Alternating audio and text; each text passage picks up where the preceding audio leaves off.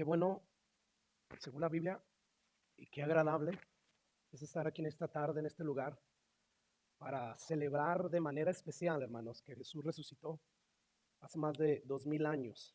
Y digo de manera especial porque como cristianos nos reunimos cada domingo para celebrar precisamente que Jesús resucitó. Pero este domingo es un domingo especial porque un día como hoy, Jesús hace más de 2000 años se levantó de la tumba y hoy nos estamos uniendo a miles y miles de personas que están celebrando la resurrección de nuestro Señor Jesucristo. Estamos celebrando que Él venció la muerte, estamos celebrando que Él se levantó y que ahora gracias a que Él se levantó, hermanos, nosotros podemos tener la seguridad que todo lo que Jesús enseñó y dijo es cierto y será cierto. Quiere decir que cada promesa que Él promete, Él la va a cumplir. Porque si ya cumplió cuando dijo que Él iba a ser muerto y que al tercer día se iba a levantar, si ya eso lo cumplió, que yo creo que ya hacer eso, levantarse de la muerte, ya cuando alguien hace eso, es porque es el Todopoderoso. Así es que si Jesús ya nos comprobó que Él es capaz de levantarse entre los muertos, con más razón Él va a ser capaz de poder cumplir con todas las promesas que le hace a todos aquellos que creen en Él y que lo siguen. Pero yo quisiera que abras tu Biblia, primera carta a los Corintios, capítulo 15, 3. Quiero empezar a leer desde el versículo 1 en adelante. Primera de Corintios, capítulo 15, versículo 1 en adelante. Dice el apóstol Pablo: además les declaro, hermanos, el evangelio que os he predicado, el cual también recibisteis, en el cual también perseveras, por el cual asimismo, si retienes la palabra que os he predicado, sois salvos.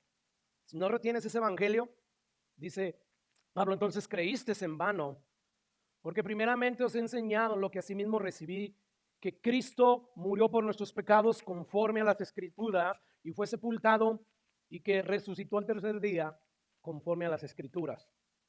Y que apareció a Cefas, después a los 12, después apareció a más de 500 hermanos a la vez, de los cuales muchos viven aún y otros ya duermen.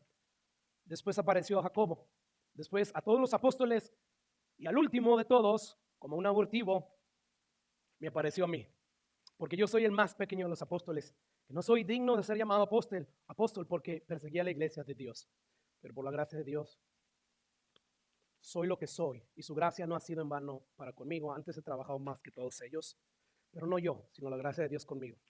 Hasta ahí nada más. Padre, gracias por tu palabra. Una vez más te pedimos que nos hables, Señor. Hemos escuchado y hemos orado juntamente con Alex y te hemos pedido que uses la predicación, la exposición de tu palabra para bendecir nuestras almas. Hazlo, Padre precioso, y usa el evangelio de igual manera, Señor, para salvar. En el nombre de Jesús te lo pedimos. Amén y amén. Según el apóstol Pablo, en este pasaje que acabamos de leer, muchas personas fueron testigos oculares de la resurrección de nuestro Señor Jesucristo. Y esa realidad llevó a cada uno de ellos al punto, inclusive, de estar dispuesto a morir por testificar acerca de la resurrección de Cristo. Y hoy nosotros, después de casi 2000 años, estamos aquí celebrando que un día como hoy Jesús se levantó de los muertos. Y es por eso que en este día yo quiero hablar acerca de las repercusiones, acerca de las implicaciones, las ramificaciones, las consecuencias de la realidad de la resurrección de Cristo. Creo que las palabras ahí están bien pequeñas, pero ese es el título: las repercusiones de la realidad de la resurrección de Cristo. Y quiero iniciar diciendo que no hay ningún evento en la historia bíblica que alcanza la importancia de la resurrección de nuestro Señor Jesucristo, y todo esto debido a las repercusiones y sus implicaciones. O sea, la resurrección de Cristo es el acontecimiento culminante de la historia redentora de Dios. O sea, es el fundamento del evangelio. El mensaje que nosotros como cristianos predicamos es la resurrección, la garantía de que los nacidos de nuevo van a llegar al cielo. Porque según el mensaje en la Biblia, la muerte, escucha, no acaba con la existencia de nadie. Es una mentira del diablo el decir que una vez que tú mueres, tú dejas de existir. No. Ciertamente la muerte no acaba con la existencia de nadie. Es decir, todo ser humano que ha pisado este planeta, que ha vivido, vivirá eternamente. Y dice la Biblia que vivirá eternamente, ya sea en el infierno o ya sea en el cielo, ya sea en la condenación eterna o en la vida eterna, ya sea en el sufrimiento eterno o en el gozo eterno. Y no con un espíritu sin cuerpo, sino que dice la Biblia que se nos dará cuerpos aptos para poder pasar una eternidad o en el infierno o en el cielo. Según la Biblia nos dice que un día todos los seres humanos que han vivido en la tierra van a ser resucitados de los muertos. Y precisamente la resurrección de nuestro Señor Jesucristo, eso es lo que nos asegura que ciertamente todo ser humano que ha muerto y morirá será resucitado un día. Y seremos resucitados, como ya dije, para vida eterna o para condenación eterna. Así es que si hay algo importante que la resurrección de Jesús demuestra en este momento y ha demostrado, es que ciertamente Él dijo quien dijo ser. Él dijo, yo soy la resurrección y la vida. El que cree en mí, aunque esté muerto, dice, vivirá. Es por eso que la resurrección, hermanos, de Cristo no es solamente una característica más del cristianismo, no es una doctrina más del cristianismo. No, la resurrección de Cristo es una verdad fundamental. ¿Por qué, hermanos? Porque si Cristo no hubiese resucitado, en vano estaríamos nosotros aquí. Vano sería nuestra predicación. Recordemos que Jesús vino a buscar y a salvar lo que se había perdido. Él vino, según Colosenses, a reconciliar todas las cosas, así las que están en el cielo como en la tierra, haciendo la paz mediante la sangre de su cruz. Es por esta razón que el objetivo principal a la hora de predicar el evangelio, hermanos, es rescatar al pecador de terminar en el infierno. De eso se trata. No se trata de llenar la iglesia para que entren más recursos, para que seamos más. No, se trata de predicar el evangelio para que entonces el pecador esté apercibido y quiera venir a ser salvo a través del único medio que Dios ha provisto, que es en el sacrificio de nuestro Señor Jesucristo. Ese es el objetivo principal. ¿Por qué predicamos el evangelio? Lo predicamos para que Dios liberte a los pecadores del juicio final, para que entonces puedan recibir vida eterna. Porque imagínense, si Jesús solamente hubiera venido, hubiera vivido la vida perfecta que vivió y hubiera muerto y ahí se hubiera quedado en el sepulcro y no hubiera resucitado, entonces el plan soberano de Dios que Él elaboró antes de la fundación del mundo, como dice Efesios, habría fracasado totalmente. Escucha lo que dice Pablo en 1 Corintios 15:14. Dice, si Cristo no resucitó, vana es entonces nuestra predicación. Si Cristo no resucitó, vana es también vuestra fe. Y dice, y aún estás en vuestros pecados. O sea, aún estás perdido. Dice Pablo que seríamos nosotros los hombres más dignos de conmiseración de todos los hombres. Así es que según Pablo, si Cristo no resucitó, hermanos, todos nosotros que ahorita estamos aquí reunidos celebrando la resurrección de Cristo, estamos perdiendo el tiempo. Iván está haciendo ahorita la predicación. Sería mejor que nos fuéramos a la laguna, que nos fuéramos quizás a un buen restaurante y disfrutar como todo el mundo disfruta el día de Pascua, el día de los huevitos que hoy le llaman, ¿verdad? Sería en vano si Cristo no resucitó. El cristianismo realmente no tendría sentido. Porque un Salvador muerto, ¿a quién le puede dar vida? Si Él está muerto al igual que los muertos. ¿Te imaginas todos aquellos que murieron amparados en la promesa de que si creían en Él, Él les daría vida? O sea, hay mucha gente que vivió aferrada a las promesas de Jesús. Pero si Cristo verdaderamente no resucitó, como dicen algunos, ellos habrían dado toda su vida en una persona impostora, falsa. Y Pablo nos dice, si esto fuera verdad, nos convertiría en los hombres más dignos de lástima. Pablo dice, yo sería uno de ellos. O sea, no habría mayor desgracia para nosotros los cristianos aquí en el mundo que estar entregándonos a una causa por alguien que dijo que iba a resucitar y no resucitó. En vano estaríamos sacrificando nuestro tiempo porque sacrificamos nuestro tiempo como otras personas no lo hacen. En vano estaríamos usando nuestros recursos económicos. En vano estaríamos nosotros sufriendo las consecuencias de predicar el evangelio. Escucha cómo el apóstol Pablo lo dice ahí mismo en la primera carta a los Corintios.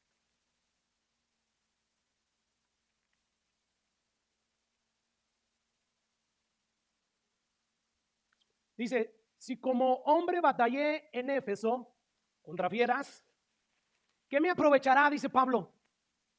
O sea, ¿de qué me serviría tanto sacrificio, haber expuesto mi vida por predicar el evangelio si los muertos no resucitan? Si es así, si los muertos no resucitan, significa que tampoco Cristo resucitó. Por lo tanto, comamos, vivamos la vida loca, la ahí se va. porque mañana moriremos y ahí terminará todo. ¿Te das cuenta? O sea, Pablo está diciendo, si Cristo no resucitó, significa que he sufrido en vano. He sufrido en vano muchas cosas, como nombraron la semana pasada o la antepasada. He sufrido un sinfín de azotes, he sufrido en vano muchos encarcelamientos, en vano he padecido 3 veces naufragio en alta mar, en vano he experimentado mucha fatiga y muchos desvelos. Todo ha sido en vano si Cristo no habría resucitado. O sea, es por eso que Pablo dice ahí, nosotros seríamos los hombres más dignos de conmiseración, de lástima. Sin embargo, el versículo 20, el apóstol Pablo nos dice que la resurrección de Cristo es nuestra garantía de que todo aquello que hayamos padecido por Jesús no habrá sido en vano. No lo ves, escucha lo que dice ahí. Mas ahora Cristo ha resucitado de los muertos. Primicia de los que murieron es hecho para que por cuanto la muerte entró por un hombre, también por un hombre, la resurrección de los muertos. Porque así como Adán, todos mueren, también en Cristo todos serán vivificados. Así como el ser humano muere porque Adán pecó y ellos también pecan, de la misma manera, así todos aquellos que depositen genuinamente su confianza en Jesús, todos ellos un día serán resucitados, o como lo dice ahí Pablo, vivificados. Y estas son buenas y extraordinarias noticias.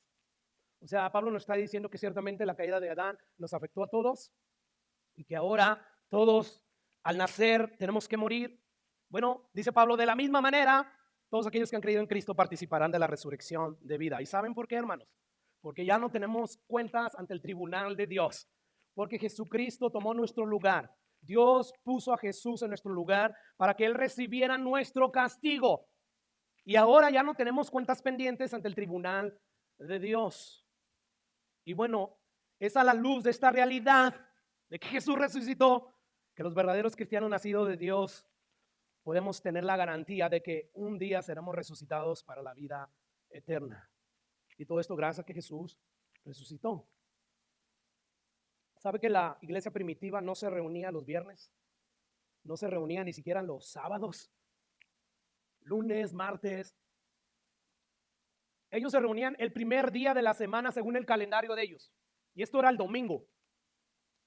¿Y sabe por qué hacían eso? Porque fue exactamente el día en que Jesús resucitó, en el primer día de la semana.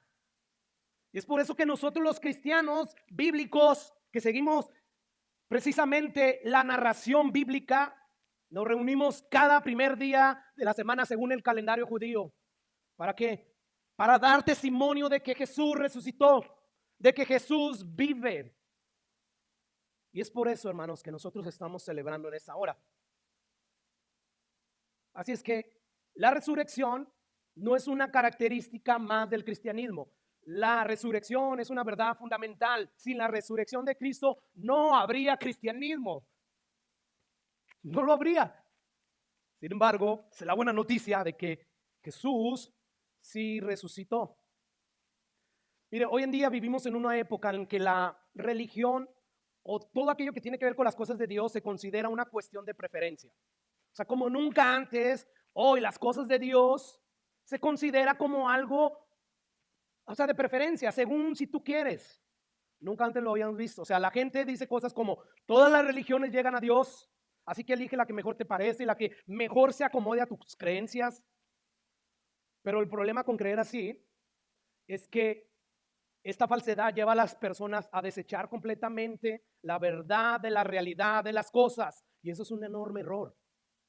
Porque creer que todas las religiones llevan a Dios es creer que la verdad no es absoluta, sino es relativa e insignificante. Y yo quiero tomarme el tiempo para explicar un poco lo que significa cuando la gente se refiere a la verdad relativa. O sea, cuando alguien dice que la verdad es relativa, lo que normalmente quiere decir es que no hay verdades absolutas. O sea, algunas cosas pueden parecer verdaderas para ti, pero no para mí. Si tú lo crees, adelante, esa es tu verdad, pero si yo no estoy de acuerdo contigo, o sea, esa no es mi verdad, yo tengo otra verdad. O sea, según muchos, cuando dicen que la verdad es relativa, ellos están diciendo que la verdad es flexible. que la verdad es personal, es individual, es lo que tú quieres que sea la verdad. O sea, yo biológicamente nazco con genes masculinos, pero yo no quiero ser un hombre, por lo tanto yo lo que creo es que soy una mujer. Y eso hoy se está aceptando, ¿verdad? Esas supuestas verdades relativas, flexibles. El problema que existe cuando la verdad deja de ser la verdad absoluta y se convierte en algo flexible y personal es que crea en las sociedades de este planeta un declive moral que al final va a terminar en destrucción. Solamente basta con ver en el Antiguo Testamento el primer mundo, cómo Dios lo destruyó, cómo ellos por alejarse de la verdad absoluta de Dios empezaron en un declive moral terrible hasta que Dios ya no soportaba la maldad de los hombres. Lo mismo sucedió en Sodoma y Gomorra, lo mismo está sucediendo hoy en día, que ya por cualquier programa en la televisión, en las películas que vemos en las plataformas como Netflix, nos están diciendo que no hay problema, que si a ti te gusta una persona de tu mismo sexo, adelante. Cuando tú haces a un lado la verdad de Dios, es cuestión de tiempo para que tú termines en destrucción total. O sea, cuando las personas dicen, está bien, si para ti Dios existe, adelante. Tú créelo, pero para mí Dios no existe. O sea, cuando una persona dice sí, él está expresando la creencia popular de que la verdad es relativa. Y toda esta idea de la verdad relativa, de todo este concepto, escucha, les gusta el mundo porque suena tolerante, ¿verdad? Suena de que eres una persona de mente abierta y me aceptas. Y pareciera que eso beneficia a las sociedades, eso trae paz. Sin embargo, no es así, destruye. Solamente tiene apariencia de que si eres tolerante y de mente abierta, entonces todas las cosas van a estar bien. Pero no es así, hermanos.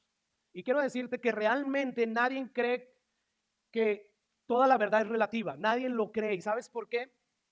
Porque nadie que sabe que existe la gravedad, aunque no la vea, pero sabe que existe, nadie puede decir, bueno, la gravedad funciona para ti, pero como yo no creo que existe la gravedad, entonces me voy a ir a subir al edificio más grande que hay en Dubái y como yo no creo que existe la gravedad, yo voy a estar bien al final de cuentas. Estas personas no se tiran. ¿Te das cuenta? Ellos se engañan a sí mismos, todo por querer llevar a cabo sus instintos, no quiero decir animales, pero inmorales. Es una realidad, hermano. La verdad relativa, aunque existe en ciertos casos, no es que toda la verdad, según las personas, sea relativa. Ciertamente hay algunas verdades que son relativas, hermanos.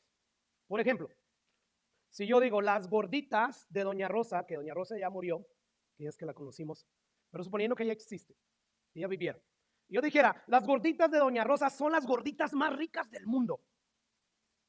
Esta es una verdad relativa, flexible, personal, de preferencia. Según mi paladar, según mi gusto, estas son las gorditas más ricas del mundo. O sea, solo por el hecho de que a mí me gusten las gorditas de Doña Rosa, yo no puedo concluir que las gorditas de Doña Rosa son las gorditas más ricas del mundo, porque depende del paladar de cada uno. Así que esta no es una verdad absoluta, sino una verdad relativa, una verdad personal. Imagínense que Doña Rosa en sus guisos que cocina para rellenar las gorditas les pone condimentos como el comino, como el orégano, y a ti esos condimentos no te gustan porque te producen alergia, porque simplemente no te gustan. Y además tú no toleras las comidas picosas y Doña Rosa usa los chiles más picosos en sus guisos. Como puedes ver, afirmar que las gorditas de Doña Rosa son las gorditas más ricas del mundo es una verdad relativa, es una verdad personal, flexible, que depende del paladar de cada uno y de sus gustos. Este tipo de verdad sí se considera una cuestión de preferencia y de opinión. Ahora, imagínate, si alguien me afirmara a mí, yo estoy en el restaurante de Doña Rosa, y me dice, me afirma, Doña Rosa ya me sirvió 6 gorditas, o ya te sirvió 6 gorditas de chicharrón en un plato rojo, con su respectiva Coca-Cola en una botella de vidrio, ¿verdad? Esto no es una verdad relativa, flexible, personal, no. Esto es una verdad absoluta, porque en esta afirmación o la realidad de las cosas es verdadera o es falsa. Porque supongamos que al momento que se me afirma, ya te sirvieron las 6 gorditas de chicharrón en un plato rojo con la Coca-Cola en la botella de vidrio, y luego yo llego a la mesa y me encuentro que solo me sirvió 3 gorditas y de frijoles. O sea, yo pedí 6 y de chicharrón, pero me dio 3 menos, y además me las dio de frijoles. Entonces, lo que se me afirmó no es cierto. Y ahora también encuentro que es un plato azul, no es un plato rojo. Wow, también como que no corresponde con la afirmación, ¿verdad? Con la realidad de las cosas. Y en vez de haberme dado una botella de vidrio, o sea, la Coca-Cola así bien heladita, me la dio en una lata.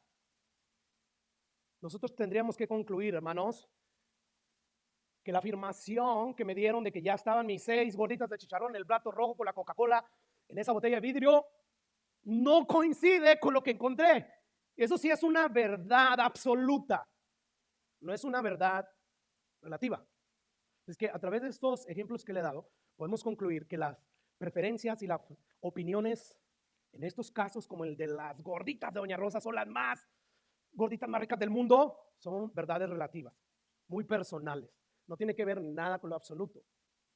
Sin embargo, creer la verdad absoluta, hermanos, o mejor dicho, sin embargo, creer que la verdad absoluta no existe, eso es algo tonto, eso es absurdo.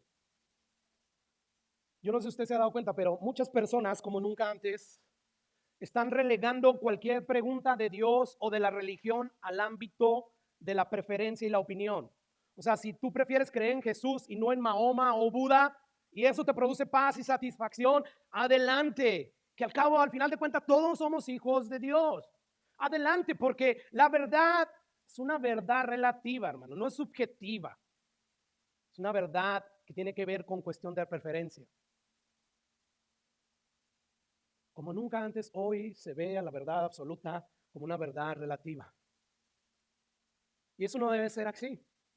Porque mira, hay verdades absolutas físicas que son muy fáciles de probar. Por ejemplo, el fuego. El bebé cuando nace y a medida que va creciendo y está explorando en su vida, en su entorno, y se encuentra con fuego, con lumbre, adivina que él no sabe que al tocar esa lumbre, él se va a quemar. Eso es una verdad absoluta. No podemos decir, no, yo no creo que me va a quemar. Y como no creo, eso no existe. No, no es así. Las verdades absolutas inclusive existen las realidades físicas. Y bueno, así como hay realidades físicas objetivas, como la gravedad, ¿verdad? Todo lo que sube tiene que caer porque hay gravedad. Si no hubiera gravedad, como fuera de la Tierra en el espacio, pues entonces sí, todo lo que sube se va y nunca cae.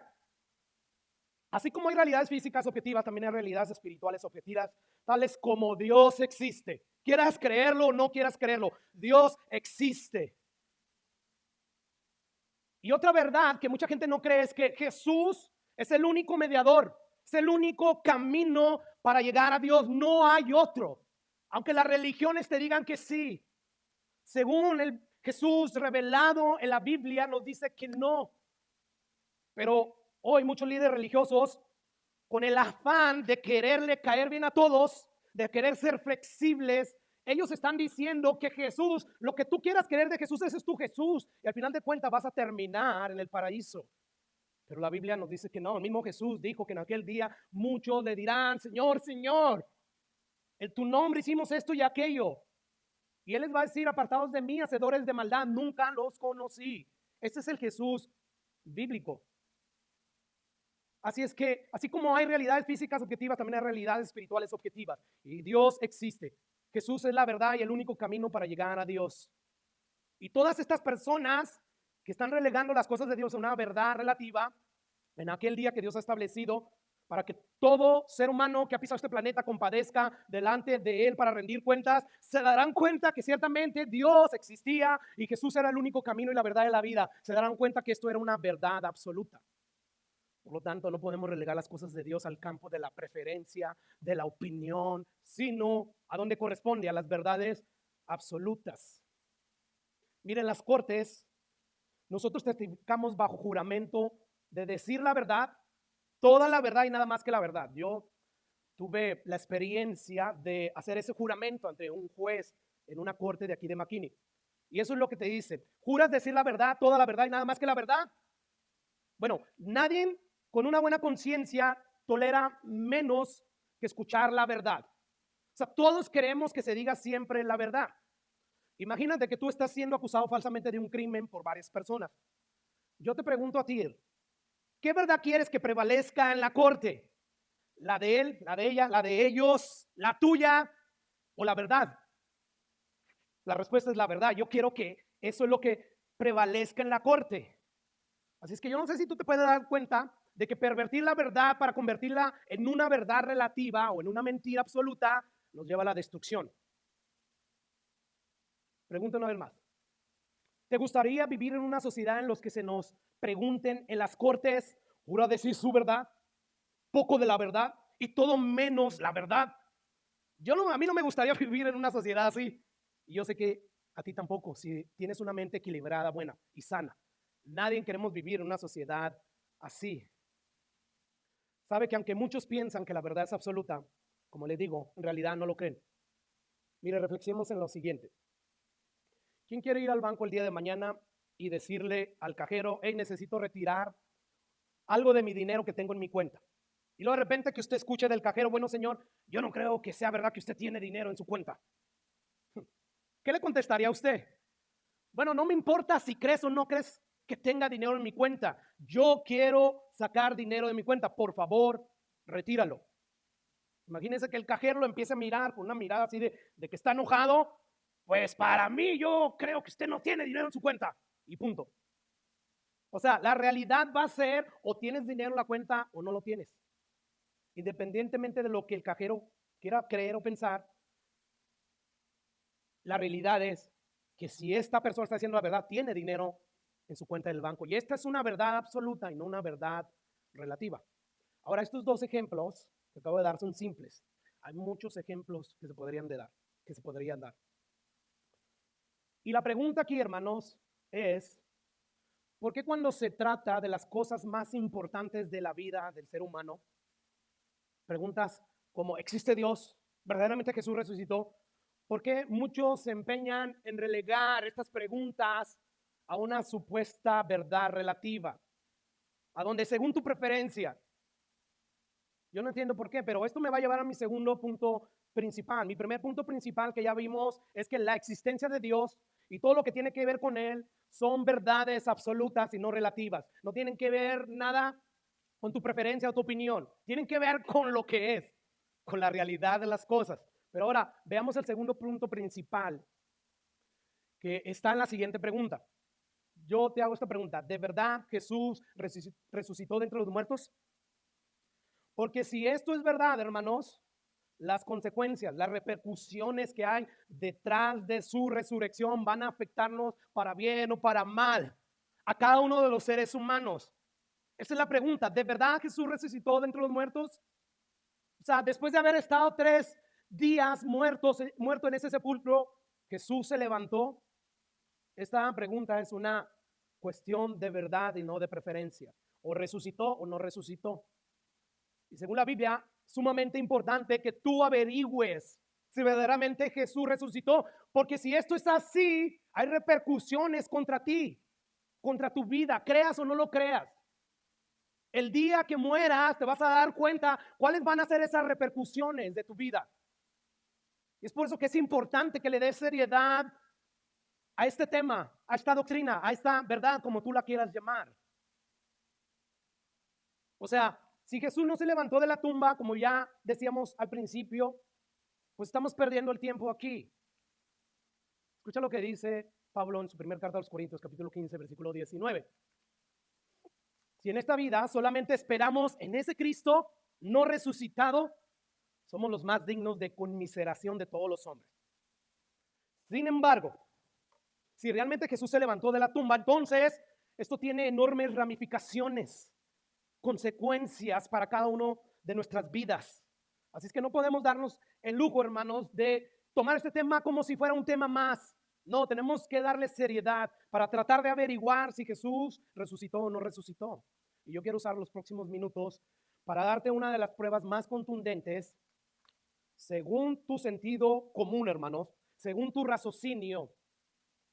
Hay muchas pruebas, muchas evidencias que pudiéramos enumerar y pudiéramos ver que nos confirman que sí, Jesús resucitó, pero hay una en particular que si tú tienes un buen sentido común, y sé que lo tienes, si tú tienes un raciocinio, tienes una mente equilibrada y sana, tú te vas a dar cuenta que ciertamente Jesús resucitó. Como tú sabes, Dios nos facultó con una mente que es capaz de razonar y que nos lleva a distinguir la realidad de lo ficticio, la realidad de lo inventado. Así que vamos a usar el raciocinio de una manera coherente. O sea, no hay duda de que Jesús resucitó. Y aunque existen muchas evidencias acerca de ello, solamente, como te digo, nos vamos a limitar a ver solamente una de las que yo creo son las más contundentes e irrebatibles. Esa evidencia es esta, es que cientos de personas, hermanos, afirmaron que Jesús resucitó, que Jesús se levantó de los muertos. Incluso cuando en aquel entonces afirmar eso significaba afirmar tu sentencia a la muerte. O sea, se requiere estar mal de la cabeza para que entonces tú quieras dar tu vida por una falsedad, por algo que es ficticio. Sin embargo, cientos de personas de mente equilibrada estuvieron dispuestas a dar su vida con tal de afirmar y dar testimonio que Jesús resucitó de entre los muertos. Y qué evidencia tan más convincente. Porque aún incluso, hermanos, entre los eruditos seculares, con las mentes más brillantes, ellos reconocen que hace más de 2000 años se formó una comunidad, un movimiento completamente nuevo que hasta ahora no ha podido ser detenido. O sea, ellos reconocen que de un momento a otro cientos de personas empezaron a afirmar que Jesús se levantó entre los muertos. Y eso significa, hermanos, que esto tiene que ser verídico porque a pesar de que ellos estaban firmando su sentencia a la muerte, ellos aún así no les importaba. Yo decía, no me importa que me maten, yo sé que Jesús resucitó y es real y verdadero, mátenme. ¿Cuántas personas no murieron testificando acerca de la resurrección de Jesús? Y hasta el día de hoy este movimiento de personas continúa creciendo de tal manera que algunos calculan que 1/3 de la población del mundo es de este movimiento. Así que si hay alguien aquí que no cree en la resurrección de Jesús, yo te pregunto, ¿cómo explicas tú eso? Gente cuerda, gente con una mente sana y equilibrada, asegurando verdaderamente Jesús resucitó de los muertos. No importa que me quites la vida, yo me voy a morir asegurando que Jesús resucitó porque yo lo vi, porque se me apareció a mí. Yo te pregunto, ¿tú cómo explicas eso? Que no crees, tú que no crees en la resurrección de Jesús. La explicación más lógica a la que debe de llegar uno es que estas personas estuvieron dispuestas siempre a morir por testificar, por afirmar que Jesús se levantó de los muertos. Y la única razón que a mí me viene, según mi sentido común, según mi razonamiento, es que ellos vieron a Jesús vivo. Y hoy, gracias a estos cientos de personas que estuvieron dispuestos a dar su vida al afirmar que Jesús resucitó, se puede establecer con un 100% de certeza que Jesús resucitó. Porque así como podemos saber con 100% de certeza que George Washington fue el primer presidente de los Estados Unidos y no una figura mítica de la cual la gente se encargó de escribir inventando cosas acerca de él, y todo esto nosotros podemos con un 100% de certeza, seguridad que George Washington fue el primer presidente de los Estados Unidos y que existió gracias a todos los escritos que hay, hermanos, de personas que escribieron acerca de él. Bueno, de la misma manera, hermanos, hoy podemos establecer con un 100% de certeza que Cristo resucitó gracias a cientos de personas que escribieron y murieron dando fe por la resurrección de Jesús o de la resurrección de Jesús. Ahora, con esto en mente, vamos a la primera carta de Pablo a los Romanos, ver lo que leímos al principio, porque aquí vamos a encontrar a Pablo hablando específicamente acerca de la doctrina de la resurrección de Cristo. Y esto debido a que había dentro de la iglesia de Corinto miembros de la iglesia, hermanos, que estaban dejándose contaminar por la creencia grecorromana de que los muertos no resucitan. Y ellos se lo estaban creyendo. Y entonces el apóstol Pablo se da la tarea de poder explicarles que ciertamente Jesús resucitó y que eso es una realidad. Y que así como es una realidad de que Jesús resucitó de los muertos, será una realidad de que todos resucitaremos un día. Y Pablo comienza su proceso de argumentación estableciendo la certeza de la resurrección de Jesús. Escucha lo que dice, hermanos, simplemente nos aseguran que ciertamente Cristo resucitó. Mire, yo le voy a pedir que use su imaginación. Vamos a transportarnos, por decir, a una sala de un tribunal y vamos a estar juzgando un hecho. Este hecho es el hecho de que si Cristo resucitó, sí o no. Y vamos a llamar a los testigos oculares de esta lista que el apóstol Pablo nos está dando. El primero que él menciona es Pedro, ¿verdad? Dice que Jesús se le apareció ahí a Pedro. Piense usted en Pedro, según lo que nos narran los evangelios acerca de Pedro. O sea, no existe ninguna explicación lógica para poder explicar el cambio tan repentino de Pedro. Los últimos capítulos del evangelio nosotros encontramos a un Pedro lleno de miedo, a un Pedro, hermanos, que niega al Señor, a un Pedro que en vez de esperar que Jesús resucitara, porque Jesús le dio muestras de que iba a resucitar porque hizo extraordinarios milagros sobrenaturales, vemos a un Pedro que regresa ¿a qué? A la pesca. Un Pedro cobarde, un Pedro que simplemente negó al Señor. Sin embargo, cuando llegamos a los primeros capítulos del libro de los Hechos, que están los primeros 4 evangelios y luego el libro de los Hechos, encontramos a un Pedro lleno de valentía, lleno de convicción, de denuedo, de coraje, proclamando el evangelio. ¿Qué ocurrió en la vida de Pedro? Yo te voy a decir qué ocurrió, lo que me dice Pablo. Se le apareció Jesús y le dije: oh Pedro, tardo de corazón para creer todo lo que las escrituras dicen acerca de mí. Eso fue lo que cambió a Pedro. Sí, el Espíritu Santo, pero sobre todo que Pedro vio a Jesús colgado, vio que él estaba en una tumba. ¿Te das cuenta? O sea, estamos en el tribunal, yo te traigo a Pedro, te quiero convencer de que Jesús resucitó. Bueno, aquí está Pedro. Y tú sabes que Pedro era un cobarde y que ahora está dispuesto inclusive a dar su vida con tal de testificar que Jesús resucitó, porque él lo vio. Ahora, Pedro no fue el único que tuvo una experiencia con Jesús. No fue el único a quien se le apareció Jesús. Dice que también ahí, después, ¿a quiénes? A los 12, refiriéndose al grupo de los apóstoles. No ha faltado a través de la historia, hermanos, personas que han querido desechar el testimonio público de los apóstoles. Dijeron, ellos se robaron el cuerpo del Señor, para entonces decir que resucitó, ¿verdad? Bueno, esta difamación no encaja, hermanos, con los hechos. ¿Por qué? Porque ¿cómo es posible que un grupo de hombres temerosos, totalmente desalentados, los que iban hacia Emaús, todos carizbajos, pues el Jesús ese que anduvo, dijo que iba a resucitar, pero ya es el tercer día y nada, no sabemos nada de él?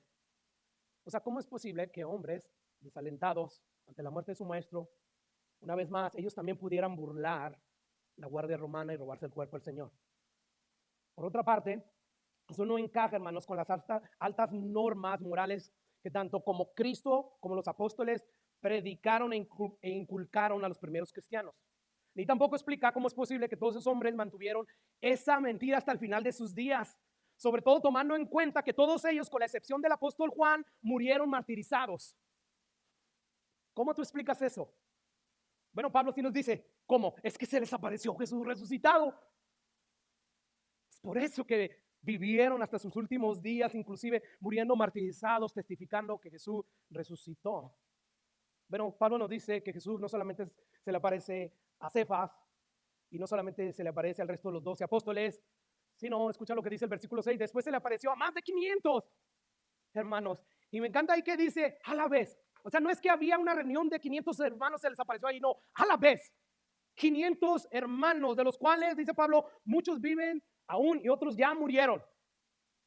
Mira, según la ciencia de la psicología, una persona puede tener alucinaciones en un momento dado, pero es imposible, hermano, la alucinación en masas. O sea, 500 personas al mismo tiempo teniendo la misma alucinación, eso es imposible. Y mucha gente acusaba a los discípulos de Jesús de haber tenido alucinaciones. No, es que fue una visión, no, es que fue un sueño. No, no, no. La ciencia nos dice que eso es imposible. Y aún el apóstol Pablo, en el tiempo en que escribe la carta, dice, muchos viven aún, si quieren vayan y le pregúntenles, ustedes que no creen en la resurrección de los muertos, vayan y pregúntenles. Ahora, Cristo no solamente se le aparece a Pedro, al resto de los apóstoles y a más de 500 hermanos a la vez, sino que dice que se le apareció, escucha, ¿a quién? A Jacobo. ¿Quién es Jacobo, hermanos?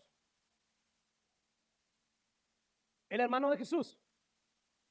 Bueno, según Gálatas, ¿de dónde saca usted eso, pastor? Bueno, según Gálatas, capítulo 1, 18, dice Pablo, después, pasados 3 años, subí a Jerusalén para ver a Pedro, después de su conversión, y permanecí con él 15 días. Pero no vi a ningún otro de los apóstoles, sino a Jacobo, ¿quién? El hermano de Jesús. Ahora, lo importante del testimonio de Jacobo, lo interesante es que durante toda la vida terrenal de Jesús, él no creyó en Jesús. Escucha lo que dice Juan 7.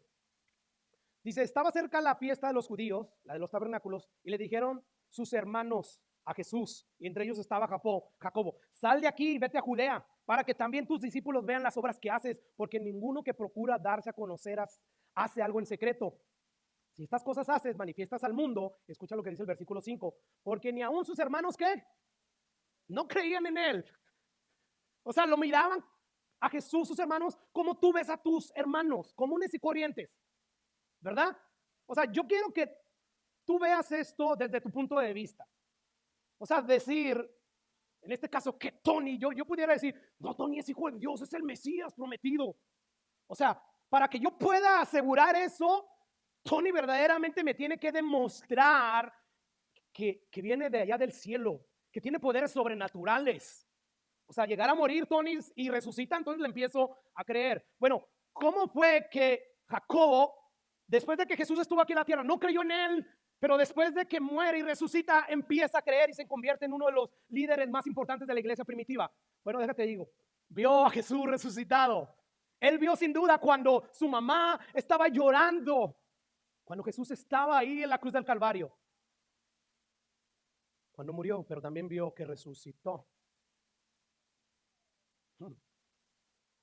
Finalmente, hermanos, el apóstol Pablo también da su testimonio.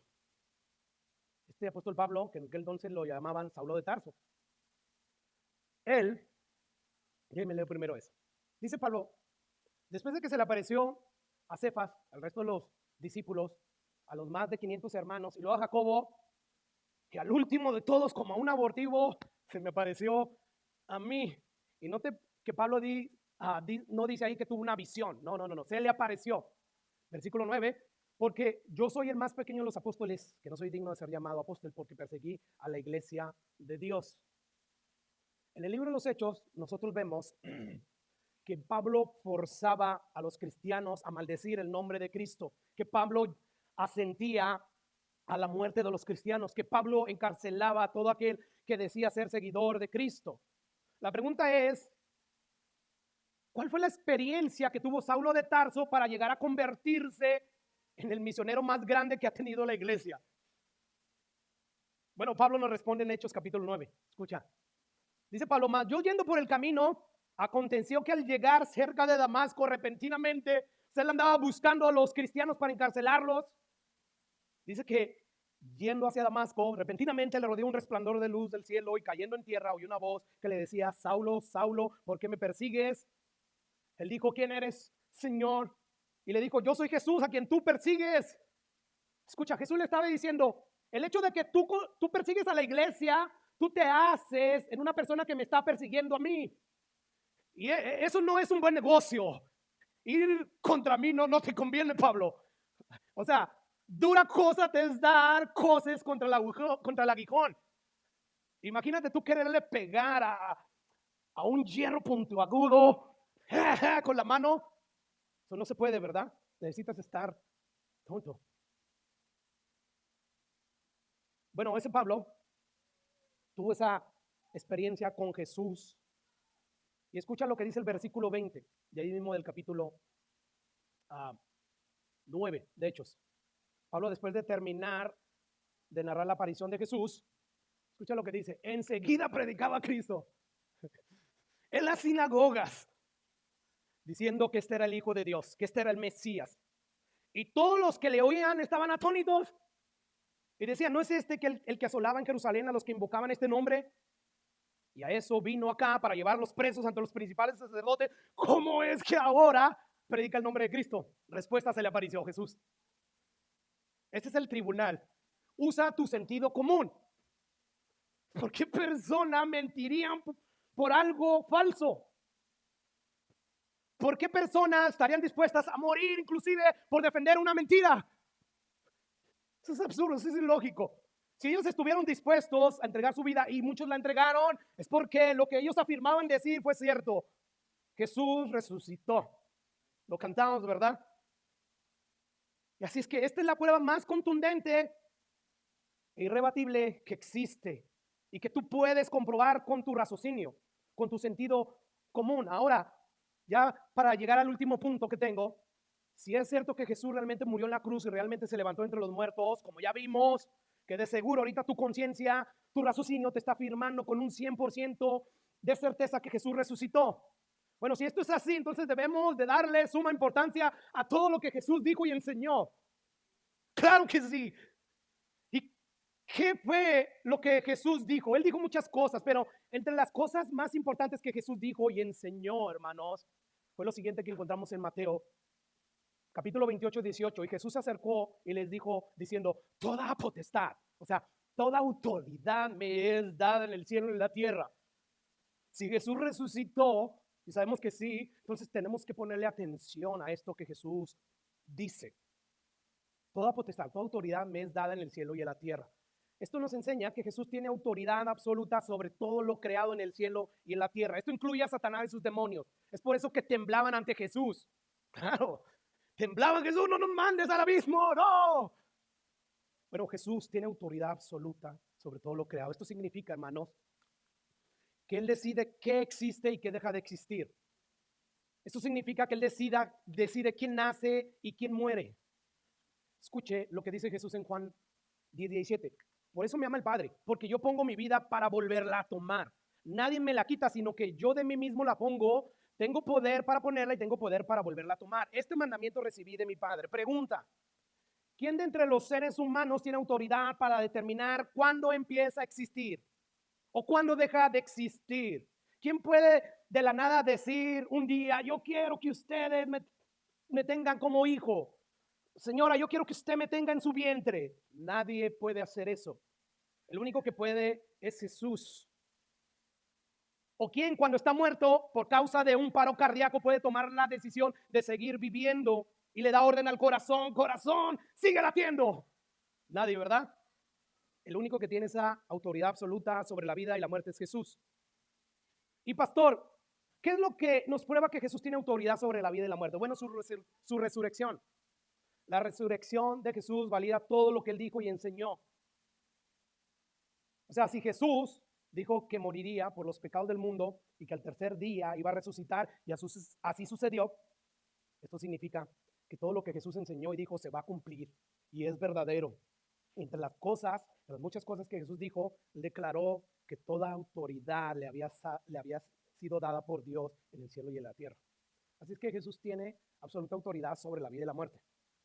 Y yo por eso es que de verdad, hermanos, estas verdad, realidad están tan en mi mente que yo no le temo muchas de las veces a nada.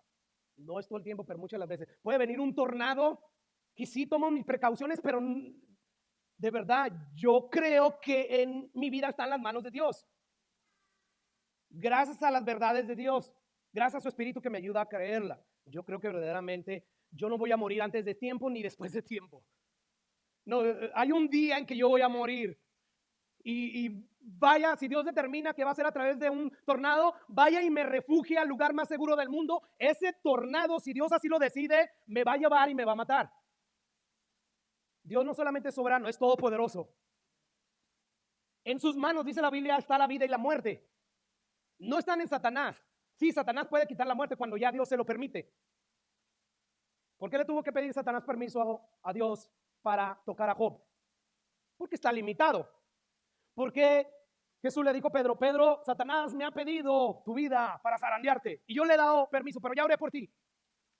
Cuando salgas de esta prueba, ve y afirma a tus hermanos. Porque Dios tiene autoridad absoluta. Según la Biblia, Jesús no solamente tiene toda autoridad absoluta en el cielo y en la tierra, sino también Él tiene autoridad sobre el pecado. Y no quiero yo abundar en eso, a causa del tiempo, sino que quiero pasar, hermanos, a ver lo que la Biblia testifica y declara acerca de Jesús. Mire, los discípulos, o mejor dicho, Jesús le dice a los judíos que lo habían rechazado lo siguiente. Juan 5:22 dice: porque el Padre a nadie juzga, sino que todo el juicio dio al Hijo. Versículo 26: Porque como el Padre tiene vida en sí mismo, así también ha dado al Hijo el tener vida en sí mismo. Versículo 27. Y también le dio autoridad de qué, hermanos? De hacer juicio. Jesús tiene autoridad absoluta para hacer juicio. Y la pregunta es, ¿qué tipo de juicio se trata? Bueno, los siguientes versículos Jesús nos responde. Dice Jesús, no se maravillen de esto, porque vendrá la hora, vendrá el día, cuando todos los que estén en los sepulcros, ¿qué va a suceder? Oirán su voz, ¿verdad? Cantamos, tú me llamaste. Bueno, Jesús va a llamar a todos. Y la palabra de Jesús tiene poder para crear vida donde no hay.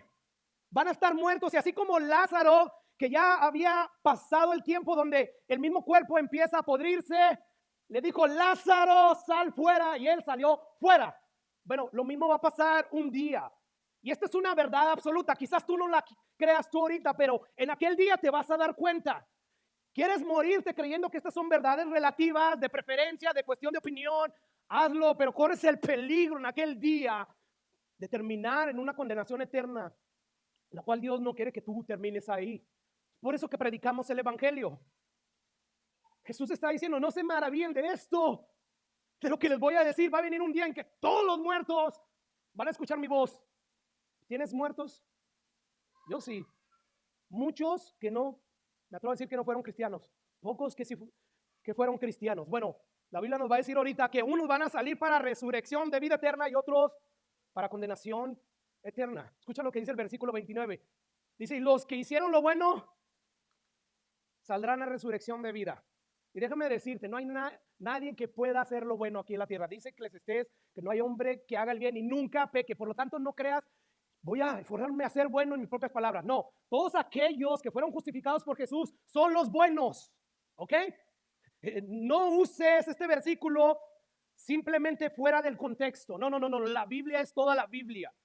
Por lo tanto, yo podría decir, según el contexto general de la Biblia, y los que aceptaron a Jesús y fueron justificados y Jesús los hizo bueno, saldrán a resurrección de vida. Mas los que hicieron lo malo, los que rechazaron a Jesús, los que no buscaron ser justificados en la muerte de Jesús, saldrán a resurrección de condenación. Y aquí lo importante averiguar si en verdad Cristo resucitó a los muertos.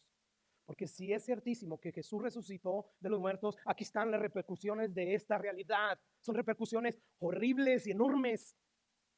Porque así como se cumplió lo que Jesús dijo que iba a suceder, de que iba a resucitar el tercer día, bueno, de esa misma manera, Él va a cumplir con cada una, no solamente de sus promesas, sino de sus advertencias que Jesús dijo y enseñó. Y entre ellas está que un día Él va a resucitar a toda la humanidad para juzgarlos. Y los que hicieron lo bueno, los que se refugiaron en Jesús, en su evangelio, en su muerte expiatoria, saldrán a resurrección de vida. Mas los que hicieron lo malo, a resurrección de condenación. ¿Qué te asegura a ti y a mí la resurrección de Jesús? Bueno, nos asegura que el juicio de Dios es inminente e inevitable. Tú puedes escaparte de la policía, de la justicia del mundo, pero ante la justicia de Dios nadie se va a escapar. Es inevitable, todos. Mire, cuando Jesús vino a este mundo por primera vez, Él fue objeto de burla, de escarnio. Isaías lo describió como el varón de dolores, experimentado en todo quebranto, como cordero. Él enmudeció cuando lo llevaban al matadero, o sea, Él fue humillado. A Él lo trataron como el peor de los criminales, lo golpearon, lo escupieron, le metieron una corona de espina en su cabeza, le clavaron clavos en su mano y en sus pies, y encima en su costado le metieron una lanza, lo exhibieron inclusive públicamente desnudo, se burlaron de Él. Sin embargo, este pasaje de la Biblia me asegura que esa no será la última imagen que el mundo tendrá de Jesús. No, porque Jesús resucitó entre los muertos para ser juez de esas personas. Y cada una de ellas va a compadecer ante ese Jesús. Escucha lo que dice Hechos 40. A este levantó Dios al tercer día e hizo que se manifestase. No todo al pueblo, sino a los testigos que Dios había ordenado de antemano. A nosotros que comimos y bebimos con Él después que resucitó de los muertos. O sea, hermanos, están diciendo, nosotros comimos con Jesús después de que resucitó de los muertos. Versículo 42. Y nos mandó, ¿qué, hermanos? Lo que tú y yo debemos de estar haciendo y que estoy haciendo yo ahorita. En vez de dar un mensaje como la mayoría de las iglesias dan, Cristo resucitó, aleluya, somos más que victoriosos. Y salimos todos, ¿verdad? Y nos quedamos nada más con esa verdad. Pero dejamos estas verdades fuera, las más importantes. Dice ahí que Jesús les mandó que predicasen al pueblo y que testificaran que Él es el que Dios ha puesto. ¿Por qué? Por Salvador, sí, amén, pero también por juez de vivos y muertos. ¿Te das cuenta? Jesús va a regresar como un juez designado por Dios. En Hechos capítulo 12, Pablo está predicando en Atenas y Pablo dice, versículo 30, que dice que Dios, habiendo pasado por alto los tiempos de esta ignorancia, ahora manda a todos los hombres en todo lugar a que se arrepientan. ¿Por qué? ¿Por qué, Pablo? ¿Por qué Dios manda a todos los hombres que se arrepientan? Escucha lo que dice Pablo. Por cuanto ha establecido un día en el cual juzgará al mundo con justicia. Yo pregunto, si no existe el infierno, ¿para qué tanta advertencia? ¿Para qué Jesús tomó tanto tiempo en decirle una y otra vez esto a sus discípulos? ¿Para qué el apóstol Pablo una y otra vez está diciendo, viene un día en que Dios nos va a juzgar, por lo tanto arrepiéntanse? ¿Para qué? Eso sería ilógico, eso sería de más. Lo que esto nos dice es que verdaderamente viene un día en el cual Dios va a juzgar al mundo con justicia. Y si tú no tienes la justicia perfecta de Jesús que Dios te ofrece, haya sido el hombre más decente, tú vas a terminar en el infierno. Porque no hay otro nombre en el cual el ser humano pueda ser salvo. No hay otro mediador entre Dios y los hombres, solamente Jesucristo. Es que como puedes ver y yo puedo ver, Jesús va a regresar como un juez designado por Dios. La pregunta es, ¿cómo es que Dios probó que Cristo Jesús es un juez? Bueno, nuevamente la resurrección. La resurrección no solamente nos garantiza la justificación, sino también nos garantiza que todos seremos resucitados. Para vida eterna, para condenación eterna. O sea, si Jesús a través de la resurrección dio testimonio que Él es el Salvador del mundo, que Él es el Hijo de Dios, pero también que Él es el juez. Así que la resurrección de Cristo te asegura, te garantiza que el juicio de Dios es inminente e inevitable. Así es que la pregunta es esa.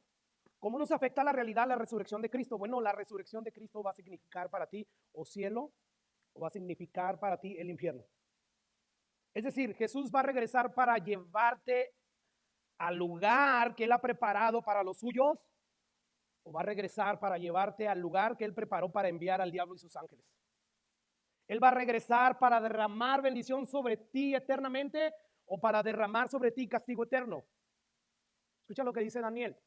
En aquel tiempo se levantará Miguel, el gran príncipe que está de parte de los hijos de tu pueblo, y será tiempo de angustia, cual nunca desde que hubo gente hasta entonces. Pero en aquel tiempo será libertado tu pueblo, todos los que se hayan escritos en el libro. Estos son aquellos que creen en Jesús. Escucha lo que dice el versículo 2. Y muchos de los que duermen en el polvo de la tierra serán ¿qué? Despertados. Unos para vida eterna y otros para vergüenza y confusión perpetua, eterna. ¿Te das cuenta? Así es que como puedes ver, Jesús va a regresar, hermanos, o a derramar bendición eterna o condenación eterna. Si tú no has creído en Cristo Jesús genuinamente como Señor y Salvador, déjame decirte que según estos pasajes, tu vida espiritual eterna está en juego. Y te conviene creer en Jesús. Tú puedes tomar hoy la decisión de escoger el cielo, de escoger el perdón, de escoger la bendición, de escoger el gozo, la satisfacción que es estar en su presencia. O puedes escoger condenación, castigo, infierno para siempre fuera de su presencia. Estas son las únicas opciones. Escucha lo que dice Juan, capítulo 3, 18. El que cree en él no es condenado, pero el que no cree ya ha sido condenado, ya. ¿Por qué? Porque no ha creído en el nombre unigénito, en el unigénito Hijo de Dios. Jesús es solamente la única persona, el único mediador entre Dios y los hombres. Es para terminar. Imagina un escenario, hermano, donde usted está en su sala viendo las noticias en la televisión. Y mientras ve las noticias de la televisión, escucha un informe sobre el cáncer del páncreas. Uno de los cánceres más mortales, si no el más mortal que existe. Bueno, usted escucha los hechos acerca del cáncer y escucha que el cáncer de páncreas es difícil de diagnosticar, a menudo no aparece hasta que es demasiado tarde, mata al 95% de las personas que lo tienen, generalmente dentro de los 6 meses mueren, a veces las personas mueren dentro de los 2 o 3 días posteriores al diagnóstico. Imagínese usted ver estas noticias y escuchar todos estos hechos, verdades acerca del cáncer del páncreas y decir, qué terrible enfermedad. Pero de repente usted le cambia el canal para ver algo más. Y ahora imagine este otro escenario.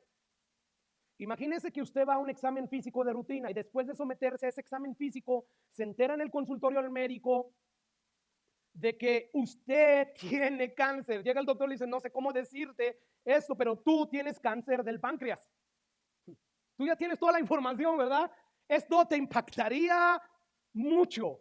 Quizás el oír en la televisión, en las noticias acerca del cáncer del páncreas no te impactó, le cambiaste.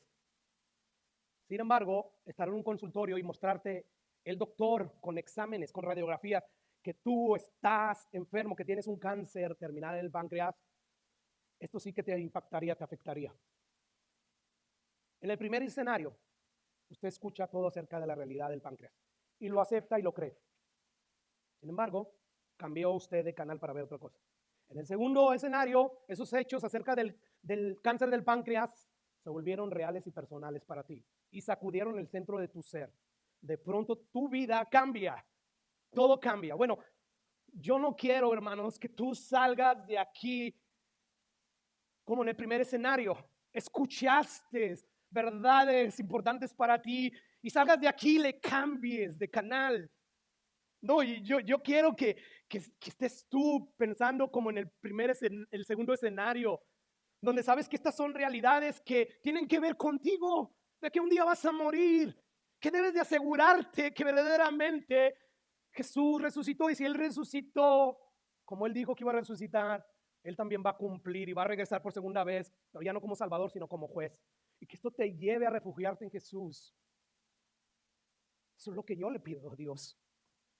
Hoy en día hay mucha gente que piensan que convertirse en cristiano es creer solamente en los hechos. Cree en el Señor Jesucristo y serás salvo. Sí, confiésalo con tu boca, pero también se cree con el corazón.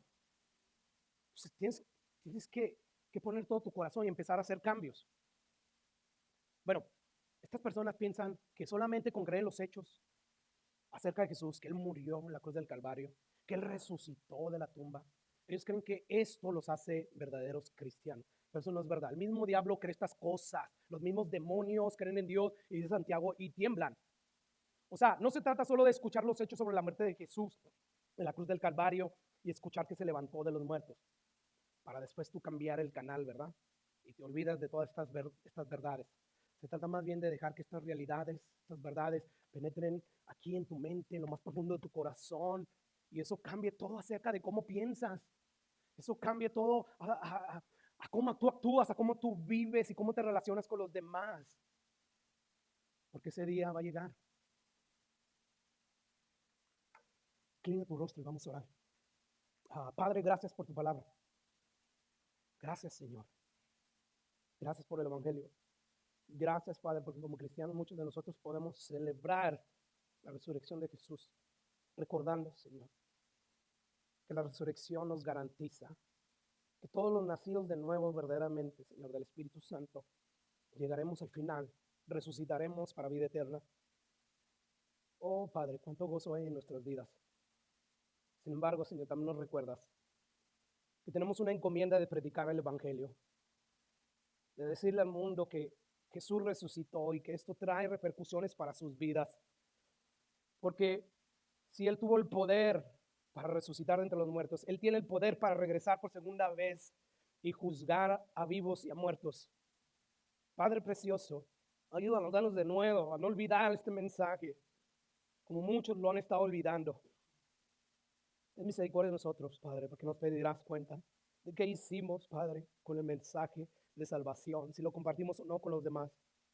Yo te pido, Padre precioso, que nos des de nuevo. Y te pido también que los que han escuchado y escucharán este mensaje, Señor, a través de las plataformas sociales, que están sumergidos en sus pecados y delitos, Señor, que tengan misericordia, Padre. Que salves. La fe viene por el oír el Evangelio, el oír tu palabra.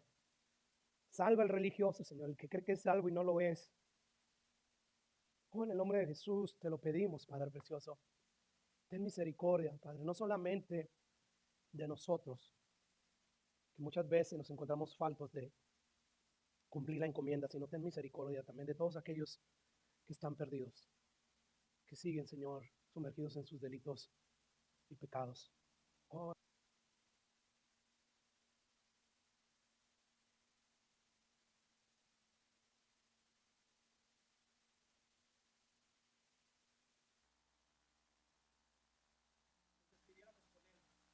si Dios ha hablado a tu corazón, Sigue meditando en estas verdades. No dejas que desaparezcan de tu mente y de tu corazón. Padre, gracias